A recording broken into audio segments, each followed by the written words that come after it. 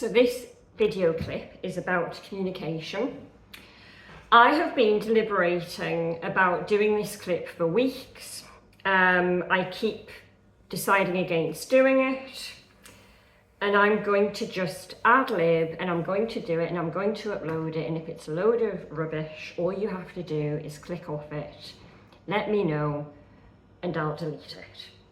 I'm just going to do it, okay? So today I'm talking about communication, and the reason why I'm doing this regardless is because I think it is a very important topic. It's something that comes up all of the time with clients, particularly clients who present with depression and also anxiety. So very often people will mention relationships or conversations that they have with people, and what we recognise is that there is a difficulty in the way in which they are communicating with their loved ones or with their colleagues or with the next door neighbour. If I think about my current caseload, communication is there with pretty much every client that I have. So this is why I'm doing the video, even though I am probably going to ramble. But the great thing is you have a pause button, or you can even just check out if you need to. So the gold standard of communication is assertiveness. So assertive communication, if we can live our life managing to be assertive in all of our relationships, it's a really useful thing. However, it is not always easy to do. It is very, very challenging to be assertive all of the time. So for that reason, I'm going to start off talking to you about the other styles of communication which tend to be our default setting, because it's far easier. It is far easier to assume a passive stance or a passive aggressive stance, or even a good old-fashioned aggressive stance. They are far easier to do than be assertive. So we will start off looking at those three communication styles.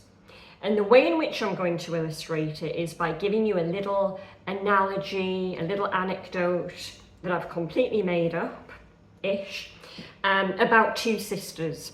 So we've got two grown-up sisters. There is an older one and there is a younger one, because they're not identical twins. And even if they were, there would still be an older one and a younger one. But we'll say, for argument's sake, there's a couple of years between the two sisters. So one of them very much has that I'm the big sister kind of identity. And the younger sister really respects the fact that she has an older sister. And this might link to their upbringing. She was maybe brought up in a household where it's you respect your big sister, you do what your big sister tells you to do, you love her, you cherish her, and you know, you've got to be the dutiful baby sister. So we've got two sisters. The older one has three boys. She's got three kids, beautiful boys, but they can at times be a little bit of a handful. But the younger sister absolutely loves her role as a sister, and she really loves her role as an auntie. She takes great pride in the fact that she is an auntie to three gorgeous boys. And because of that, she's very agreeable when her sister asks her to babysit. It's a good thing. She wants to help her sister. She's very mindful of the fact that three boys are very difficult to look after. And if her sister has an opportunity to go out at the weekend, she is very willing and very able to help out. But this passive role ultimately is about I'm not okay, you're okay. So she will agree to babysit even when it inconveniences her, because she's kind of adding more weight to the need of her sister. It's like, my sister's got it hard, she's got three young boys, she's working. So whenever her sister asks her to babysit, she doesn't even think too much about it. She just goes, yep, I'll babysit, you know, go out, have a nice time, you deserve it. So the passive stance is, I'm not okay. All of the time I'm not okay. Sometimes she is okay, but occasionally she might not be. It might not be convenient. I'm not okay, but you're okay. And that is all that ultimately matters. So being passive doesn't always work. It works some of the time, it's okay, but sometimes maybe she doesn't feel like babysitting. Maybe she's not feeling that energized to handle 3 young boys. Maybe she has the opportunity to go out herself and do something. Maybe she wants to hide under a duvet with snacks and watching Netflix. It doesn't matter. The point is, she probably doesn't want to babysit every single week. So that is the passive stance. I'm not okay, you're okay. As the babysitting continues, and it does continue, it is literally every weekend, the older sister starts to take liberties. She starts dropping bombshells. She doesn't even ask in advance anymore. She takes it as a given. Because there isn't a boundary in place, she takes it as a given that her sister is going to babysit. And her sister, little sister, agreeable sister, starts to assume somewhat of a passive-aggressive stance. So that is, I'm not okay and you're not okay. I don't want you to feel okay. I need you to understand that I'm not okay. But she's not going to be bold enough to spell it out. So she will do it in a very passive-aggressive way. She's actually inviting her sister to recognize that there needs to be a boundary. She wants her sister to assert the boundary rather than her needing to do it herself.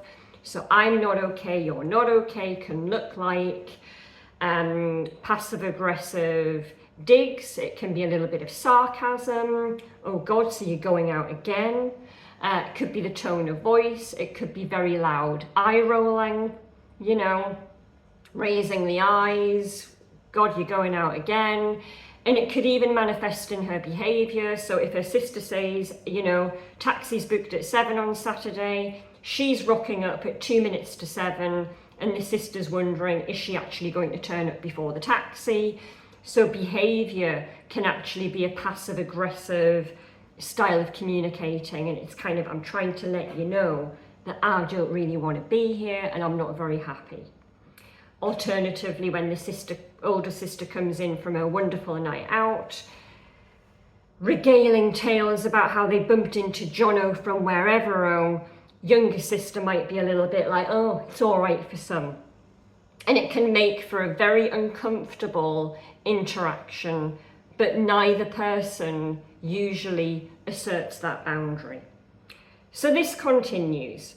Younger sister's gone from being passive, I'm not okay, you're okay. Now she's gone to passive-aggressive, I'm not okay, you're not okay. And then one day, after the older sister continues to keep asking her to babysit, one day the lid comes off.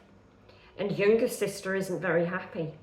And it comes off in a way that is less than ideal because she becomes aggressive. And ultimately, the subtext to that is, I'm okay, you're not okay.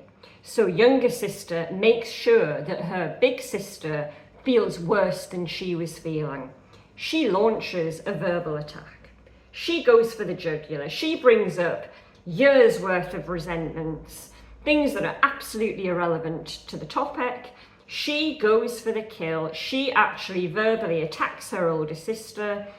I'm okay. I'm going to walk out of here feeling better than you feel. I'm going to make sure that you feel absolutely lousy and that you realise what an awful older sister you are. How very dare you expect me to babysit every flipping weekend and not acknowledge that you're taking liberties. And what's the outcome of that? Neither sister is very happy. Younger sister might feel better about herself as an interim measure. She walks out going, I socked it to her, I told her. But probably the next morning she feels lousy. She ends up apologising, and their relationship is a little bit damaged, hopefully only for a short while, but it could actually potentially cause long-lasting damage. The fact that she's become aggressive, I'm okay, you're not okay. So what's the gold standard How do we want her to be able to communicate with her sister? We want her and we need her to be assertive. And assertive is, I'm okay, you're okay. Let's meet each other halfway.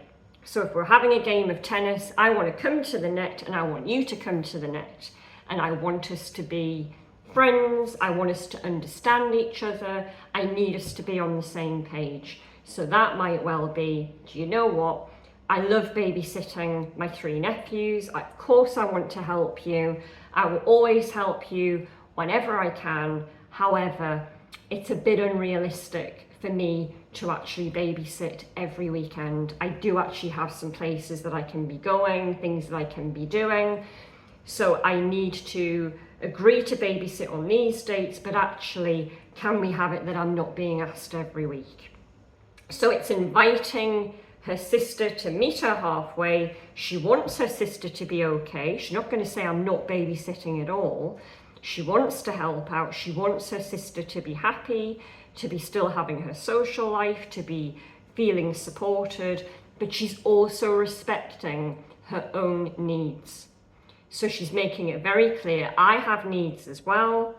We need to take good care of each other. And what we tend to find is that being assertive actually does work. A lot of people shy away from it. So particularly in our IPT group, if we talk about interpersonal psychotherapy, when we have a group of people in a room and we talk about communication styles, people will often shy away from the idea of being assertive because they think it means that they're being aggressive. Assertive is not aggressive. It is, we are both okay.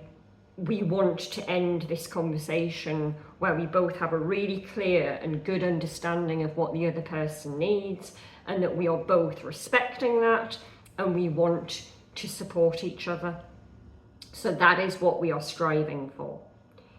And I might do another little video clip to explore that in more depth, but I think 12 minutes is enough for this. So have a think about what I've just said. If you have any feedback for me, please let me know. I do welcome constructive feedback. Be assertive. Let me know what you need. If I'm not meeting a need in this video, tell me where I'm missing the mark, and I might well do the video again.